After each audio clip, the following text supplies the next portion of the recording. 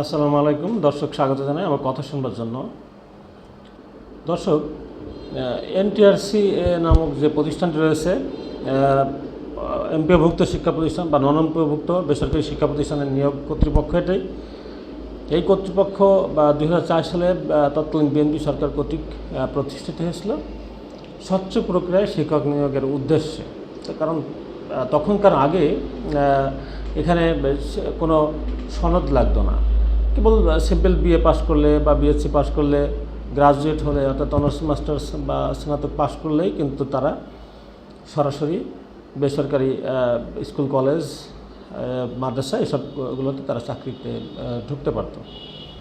তো সেখানে সে সময়ে কোনো রকম আসলে কে ঢুকবে, ধরেন একাধিক 10 জন ক্যান্ডিডেট আছে, 10 জনের মধ্যে আপনার যাচাই বাছাই করার সুযোগ পাওয়া যেত না। কারণ আপনি টাকা দিয়ে, তখন টাকার এত নিয়োগ বাণিজ্যের এত রমরমা বাণিজ্য ছিল যে আসলে এগুলো যাচাই বাছাইয়ের তেমন একটা সুযোগ ছিল না।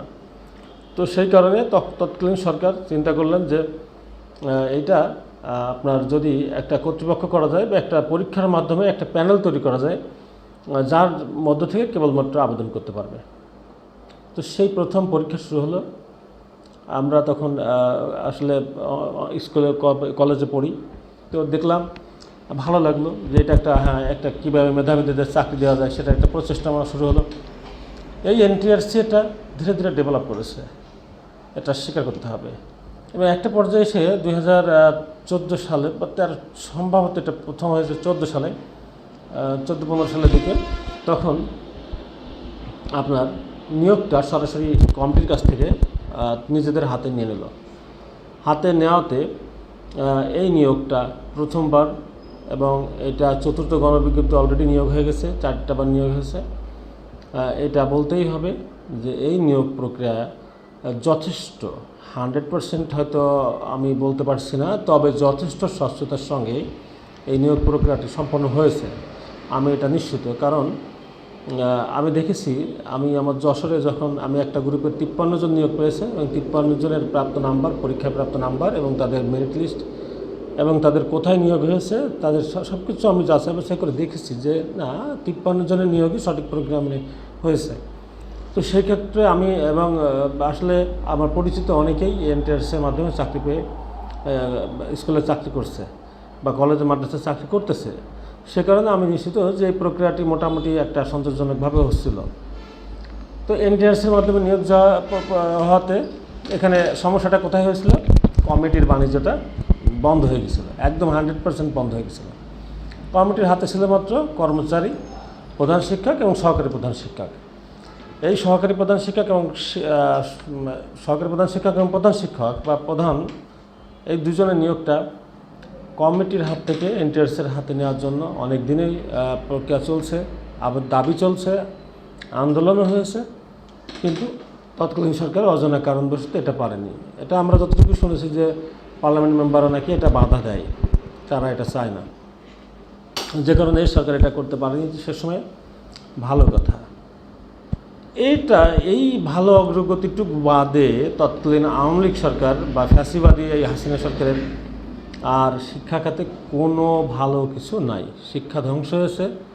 তৎকালীন সময়ে বাচ্চারা মেধাশূন্য হয়েছে, পরীক্ষার নামে ভণ্ডামি হয়েছে, সেখানে নাম্বার দিয়ে দেওয়া হয়েছে, পাশের হার 100% দেখানোর প্রতিযোগিতা চলেছে। বোর্ড নিজেদের মধ্যে কারা ভালো রেজাল্ট করতেছে, এই ফেক রেজাল্ট করে তারা ফার্স্ট সেকেন্ড হার প্রতিযোগিতা করেছে, এই সব চলেছে।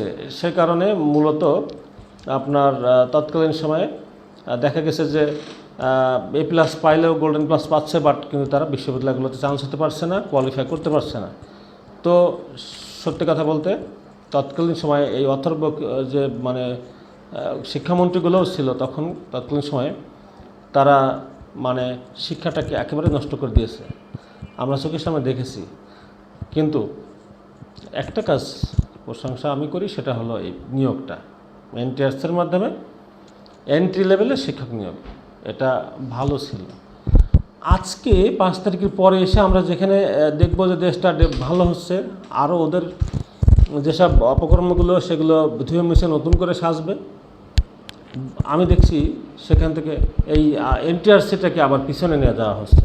কী করা হচ্ছে? আজকে আমরা গতকাল দেখলাম, আজকে সম্ভবত একটা মিটিং ছিল, সেখানে সেই মিটিংয়ের বিষয় হচ্ছে এনটিআরসির পরীক্ষা, লিখিত পরীক্ষা উঠিয়ে দেওয়া হবে। সেখানে শুধুমাত্র এমসিকিউ এর পরীক্ষা হবে, যাতে দ্রুত পরীক্ষা শেষ করা যায়। আপনি প্রথম, দ্বিতীয়, তৃতীয়, চতুর্থ যে প্রক্রিয়ায় নিয়োগগুলো হয়েছে, পরীক্ষা হয়েছে, ভাইবা হয়েছে, আপনি তার থেকে মান যদি কমান, তাহলে এই শিক্ষকের সঙ্গে ওই শিক্ষকের মানের পার্থক্যটা কী? আপনি যে কোনো একটা লেভেলে আপনি যখন নিয়োগ করবেন, তার একটা স্ট্যান্ডার্ড থাকতে হবে না? আপনি আপনার গাঁর জুতের মতো করবেন কেন? আপনি পরীক্ষা নেন, আপনি ঘন ঘন পরীক্ষা নেন। আপনার যদি বেশি নিয়োগ করার প্রয়োজন হয়, আপনি পরীক্ষাটা 6 মাস পর দিয়ে দেন। সমস্যাটা কোথায়? আসলে খুব দুঃখজনক, হতাশ হই এই দেশটা নিয়ে। কারণ এই দেশটা আসলে এইভাবে ধ্বংস করে দেওয়া হয় এবং খামখেয়ালিপনার করে। মানে একজন চলে গেছে দায়িত্ব থেকে, আরেকজন আমি এসেছি, আমি এটা সঠিক করছি কি বেঠিক করছি, স্টেক হোল্ডারদের সঙ্গে, যারা এটার সঙ্গে কাজ করে তাদের সঙ্গে পরামর্শ নাই, আলোচনা নাই, আমি আমার গাছ জুতে একটা দিলাম চালু করে। এভাবেই শিক্ষাটাকে ধ্বংস করে দেওয়া হচ্ছে। দর্শক, আমি এটা খুব স্পষ্টভাবে বলতে চাই, এনটিআরসিকে বাঁচাতে হবে। এই এনটিআরসিকে বাঁচাতে হবে।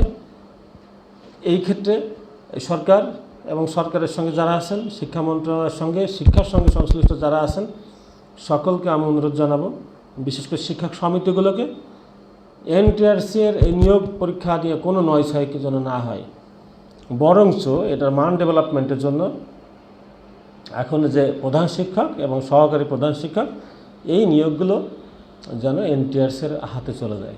সেখানে যেন মেধাবীরা নিয়োগ পায়, আপনার নিয়োগ বাণিজ্যটা টোটালি বন্ধ হয়ে যায়। হ্যাঁ, আমরা যতই দেশটা আস্তে সোনার বাংলাদেশ বানাবো, এটা মুখে মুখে বললে হবে না, সেটাতে প্রকৃতপক্ষে কাজ করতে হবে। আর সেই কাজটা হলো সামনের দিকে এগিয়ে যাওয়া। পিছনে যেটা ভালো হয়েছে, আপনি কি পিছনটা সার্চ করতে হবে। গত 17 বছর হ্যাঁ ফ্যাসিবাদী হয়েছে, মানুষের ভোটাধিকার হরণ করেছে, মানুষকে অত্যাচার নির্যাতন করেছে, গুম খুন করেছে, অনেক কিছু করেছে। তার মানে যে আমার এনটিআরসি সুন্দর একটা নিয়োগ দিয়েছে টিচারদের, ওটাকেও বদলে দিতে হবে। আপনি এই এনটিআরসি যে নিয়োগটা, আপনি পরীক্ষার পদ্ধতিটা বদলাচ্ছেন? পরীক্ষার পদ্ধতির মানটা যদি উন্নীত করতেন, সাধুবাদ জানাতাম।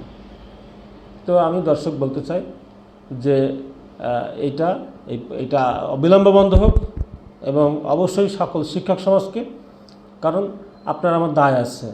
কেন দায় আছে? এই শিক্ষাকে বাঁচাতে না পারলে, শিক্ষা ধ্বংস হয়ে গেলে আমরা যারা শিক্ষকতা করছি, আমরাও কিন্তু একটা সময় নিজেদের বিবেকের কাছে দংশিত হতে হবে যে আমরাও কথা বলিনি।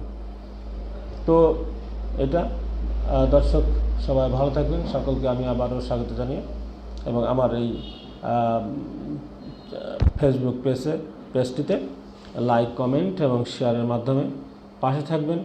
কথা হবে সমসাময়িক বিষয় নিয়ে, রাজনীতি, শিক্ষা, স্বাস্থ্য, বিভিন্ন বিষয় নিয়ে। আগামীর বাংলাদেশ সুন্দর, সুখী, সমৃদ্ধ এবং সবচেয়ে বড় কথা হলো গণতান্ত্রিক বাংলাদেশের লক্ষ্যে। গণতন্ত্রকে যারা ভালোবাসেন, নিশ্চয়ই তারা আমাকেও ভালোবাসবেন, আমার পেজটিকেও ভালোবাসবেন, ফলো করবেন। থ্যাংক ইউ সকলকে।